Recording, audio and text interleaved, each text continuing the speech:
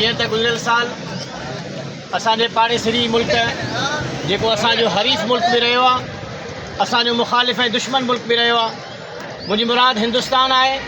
जीअं असांजे मुल्क पाकिस्तान जे मथां ग़लति अज़ाइम सां हमिलो कयो, उन इहो सम्झो त शायदि पाकिस्तान कमज़ोर तरीन मुल्क आहे दुनिया जे नक्शे ते, पर उनखे ख़बर न आहे त पाकिस्तान मर्द मुजाहिद ऐं मर्द कलंदर माण्हुनि जो वतन आहे ऐं असांजे मुल्क जी जेका फ़ौज आहे पंहिंजे वतन जी हिफ़ाज़त करणु ॼाणे थी।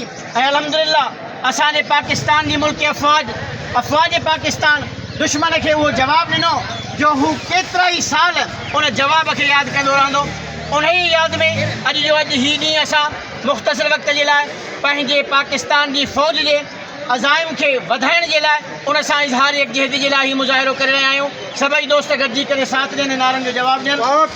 जिंदाबाद पाकिस्तान, जिंदाबाद जिंदाबाद पाकिस्तान, जिंदाबाद जिंदाबाद।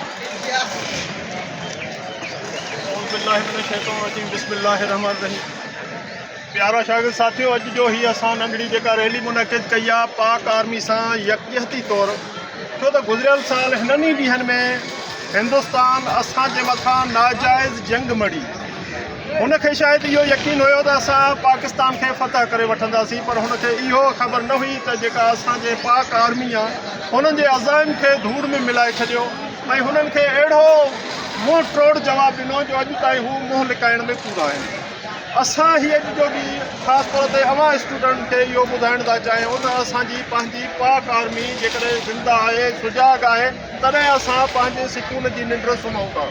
तो असां पंहिंजी आर्मी खे, पाकिस्तान आर्मी खे इहो यकीन ॾियारणु था चाहियूं त हीअ नौजवान असां सभु उन सां गॾु आहियूं ऐं उन सां हर मुक़ाबले में जेको दुश्मन असां ते मरे थो उन सां गॾु असां पोयां उनजे गॾु आहियूं। पाकिस्तान जिंदाबाद, पाक